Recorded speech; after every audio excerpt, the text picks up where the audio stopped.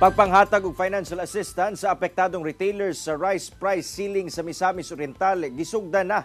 Apan sa Cagayan de Oro City, upat pa lang ka rice retailers ang natagaan. Hinungdan nga mialma na ang ubang wala kadawat. Ani ang report. Karong simanaha, nagsugod na ang Department of Social Welfare and Development Region 10 uban ang Department of Trade and Industry Region 10 sa pagpanghatag og financial assistance nga tag 15,000 pesos sa mga rice retailers sa rehiyon.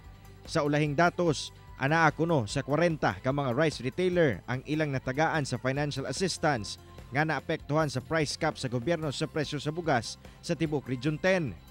Apan sa Cagayan de Oro City, anaa pa lamang sa upat ang nakadawat, hinungdan nga mialma ang ubang rice retailers. Ang kalangan sa pagpanghatag sa ilang ayuda, nagpasamot kuno sa ilang pagkalugi sa ilang pagpamaligya og bugas. Ang grupo sa mga rice retailers sa Cogon Market sa syudad, ang usa sa mga wala pa matagaan hantod karon.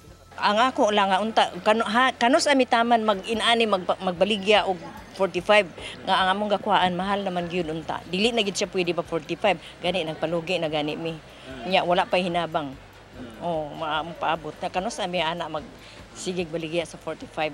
Sa kabahin sa DTI, ilan na matud pang ginalihok ang pagproseso sa ayuda nga madawat sa ubang rice retailers. Karon, nagparayon kuno ang profiling nga ginahimo sa otoridad.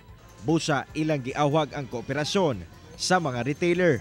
So kani siya ato ang mga lista sa ato ang first payout mo ni siya ang mga nag-comply sa first week. However, atong giawhag na because padayon na ato ang monitoring, padayon ko lang atong pag-awhag sa ato ang mga rice retailers to follow EO 39 mo nang ga-exempt pa gihapon ta og mga lista, no? And we recognize nga ako atong merkado di na to ma-inspectanan, so encourage na to sila nga modagog sa DTI. Kauban si Makoy Simpron sa kamera. Ako si Cyril Chavez para sa At Home with GMA Regional TV.